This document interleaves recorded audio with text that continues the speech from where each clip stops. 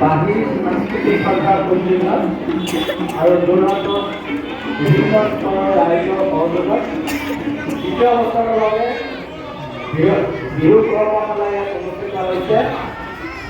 মই প্ৰথম ল'ৰা-ছোৱালীবিলাক আহিছে, আমি সৰু সময়ত এনেকৈ নাচিছিলোঁ। আজি ইমান ধুনীয়া ড্ৰেছ আমি পোৱা নাছিলোঁ।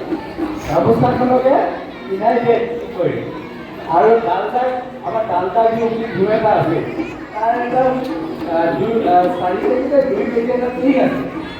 আমি আৰ্মি কেম্পৰ এজনক সস্তাত পোৱা যায়, আৰ্মি কেম্পবিলাক আমি তাৰ পৰা এই ডালদা কিনি খাওঁ, আৰ্মি মানুহবিলাকে আমাক দিয়ে আৰু সেইটোতে আমি ঢোল কৰি পেলাই বজাইছোঁ। ডালদা দিনটো ঢোল কৰি বজাইছিলোঁ সৰুতে, কাৰণ ঢোলকিটা সামৰ্থ্য আমাৰ তেতিয়া নাছিল। গতিকে গোটেই কথাবিলাক এটা পৰিৱৰ্তন হৈছে। আমি বিহু আমাৰ এতিয়া আছোঁ, গতিকে আমাৰ চিনাকি বিহু অসমীয়া জাতিৰ চিনাকি পৃথিৱীৰ যিকোনো ঠাইত বিহু যেতিয়াই প্ৰদৰ্শন হয় সকলো মানুহে আগ্ৰহেৰে তাক চাবলৈ চেষ্টা কৰে। মোৰ অলপ অভিজ্ঞতা বাহিৰত আছে কাৰণে এই কথাখিনি ক'লোঁ। আৰু মোৰ সৰু ল'ৰা-ছোৱালীবিলাকক এই যে ট্ৰেইনিংটো দিছে, মই বাণী সাংস্কৃতিক সন্থাক বিশেষভাৱে মই অভিনন্দন জনাইছোঁ। আৰু মই সকলো বাণী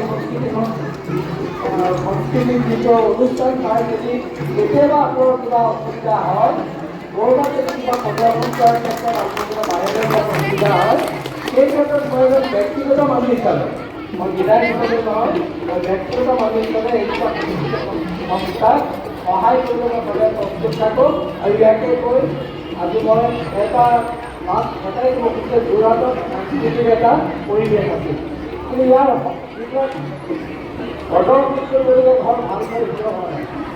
আমি ডিষ্ট্ৰিক্ট লেভেললৈকে আমি ডাঙৰ হলতে এতিয়াও পোৱা নাই। আমি সেই হলটোৰ কাৰণে চেষ্টা 1000 মানুহে চাব পৰা এটা হল যোৰহাটত আমি কৰিব পাৰোঁ নেকি, এই পৰ্যায়ত আছোঁ।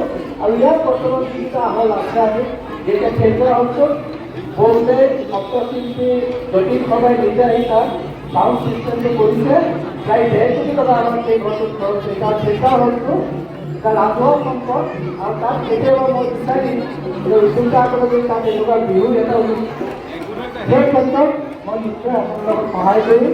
আৰু তাত ল'ৰা-ছোৱালীবিলাকক সেই ঘৰটো দেখি অত্যন্ত সুখী হ'ব। আৰু মই এই শিক্ষকসকলক মোৰ আন্তৰিক মৰমৰ শুভেচ্ছা জনাই সকলোকে বিহুৰ বাবে অকণমান আগতীয়াকৈ আপোনাক শুভেচ্ছা জনাই মই এই ক্ষেত্ৰতে সামৰণি মাৰিছোঁ।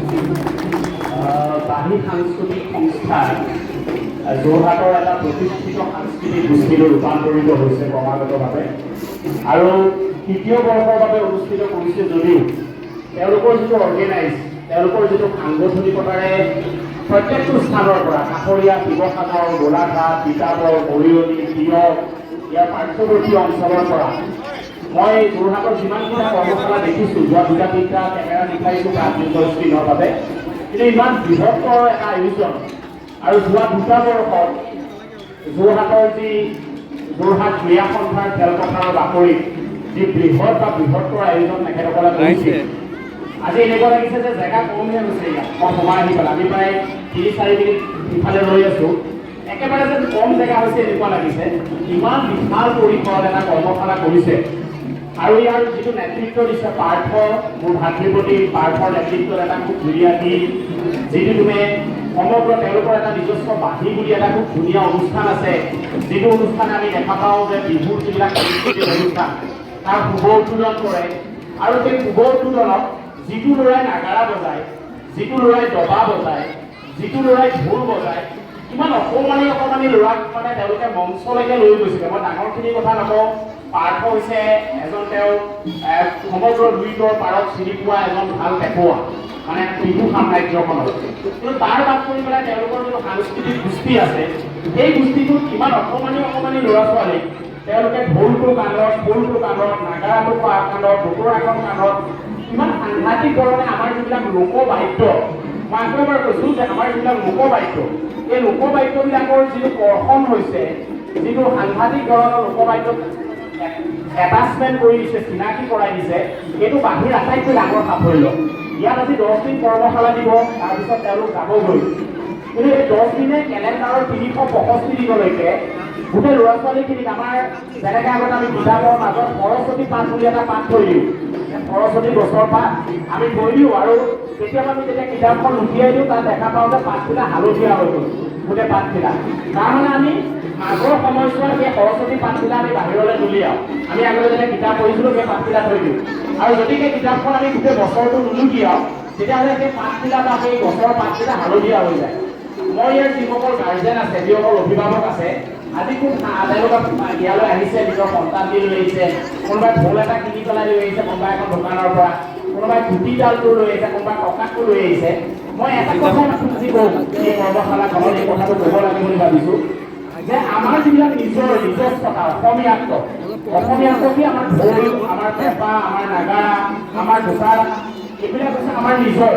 গতিকে বাহিৰে যিটো প্ৰচেষ্টা চলাইছে আমাৰ নিজৰ লোককৃষ্টিৰ লগত একেলগে শিকা, একেলগে চিনাকি হোৱা, একেলগে যাত্ৰা কৰাৰ যিটো পৰিৱেশ ৰচনা কৰিছে বাহিৰে, মই ভাবোঁ বাহিৰ এই গোটেই প্ৰচেষ্টাটোক আমি সকলোৱে সহযোগ কৰিব লাগে।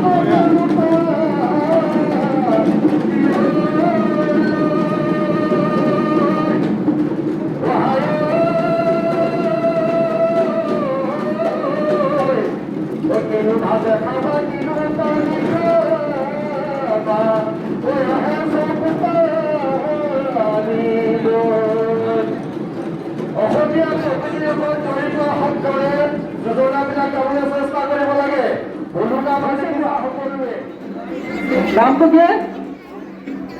বিহু নাচ কোনে শিকাব? হা? নাচিবলৈ কোনে শিকাব? নামটো কি? কি কৈছা? ৰাণী মুখাৰ্জী? কোনে ক'লা? কোনে শিকাব? নামটো দিছে ক'লা জানানে? কোনে শিকাব নামটো? নাচটো শিকাব? তাই শিকাব। আমি এবাৰ নাচ শিকাব শতাব্দী কৰিছা নেতাজী বিহুত সংগ্ৰামী তেখেতক আমি অকণমান আগলৈ হেৰিলৈ গৈছোঁ।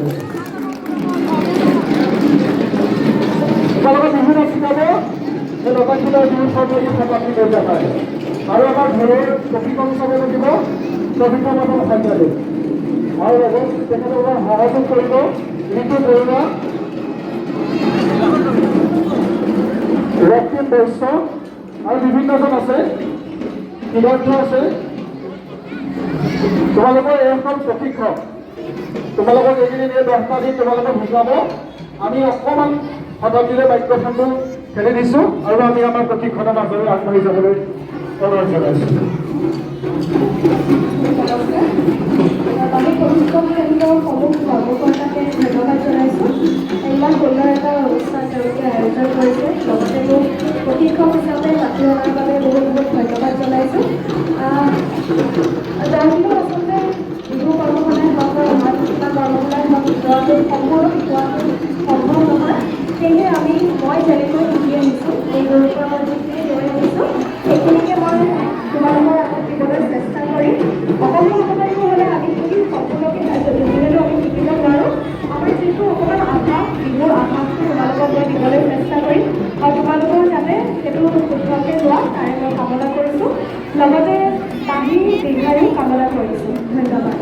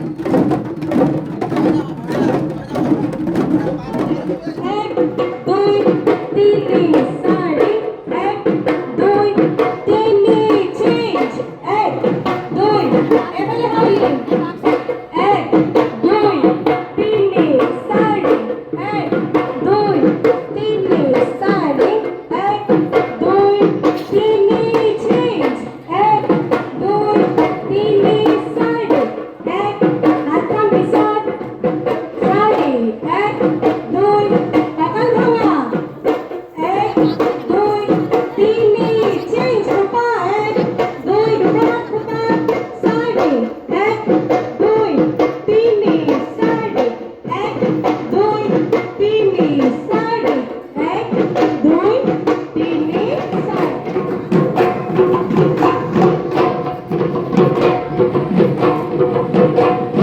আমি হালি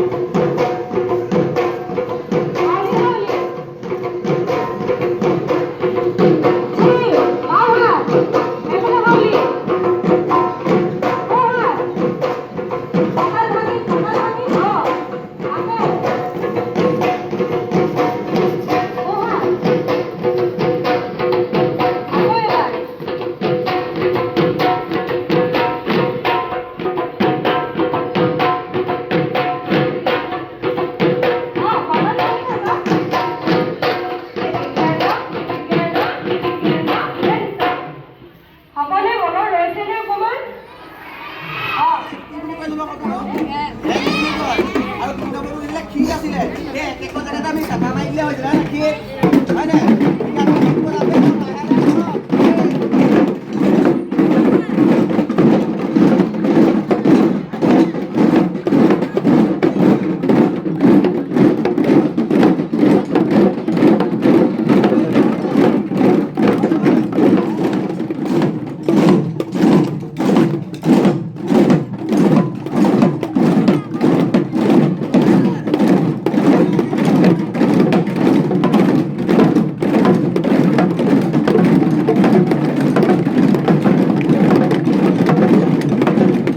ছয় সাত আঠ এক দুই তিনি চাৰি পাঁচ ছয় সাত আঠ এক দুই তিনি চাৰি পাঁচ ছয় সাত আঠ আকৌ এবাৰ এক দুই তিনি চাৰি পাঁচ ছয় সাত আঠ এক দুই তিনি চাৰি পাঁচ ছয় সাত আঠ এক দুই তিনি চাৰি পাঁচ ছয় এক দুই ভৰিটো এক দুই তিনি চাৰি পাঁচ ছয় সাত আঠ এক দুই তিনি চাৰি পাঁচ ছয় সাত আঠ এক দুই তিনি চাৰি পাঁচ ছয় সাত আঠ হাতখন ভঙা ভঙা ৰখি ৰখি হাতখন এক দুই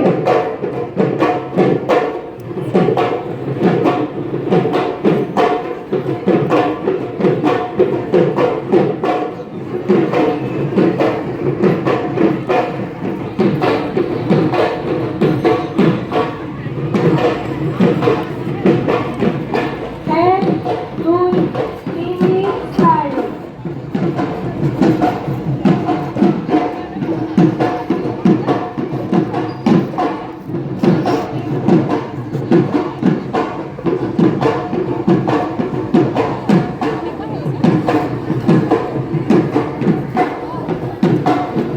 কখন খেলো অকল হাতখন ভঙাচোন চাওক এক দুই তিনি চাৰি হাতখন ভঙাচোন চাওক এক দুই আঙুলি নেবেগে তিনি চাৰি এক দুই তিনি হাতখন ভাঙি থকা এক দুই তিনি চাৰি এক দুই তিনি চাৰি এক দুই তিনি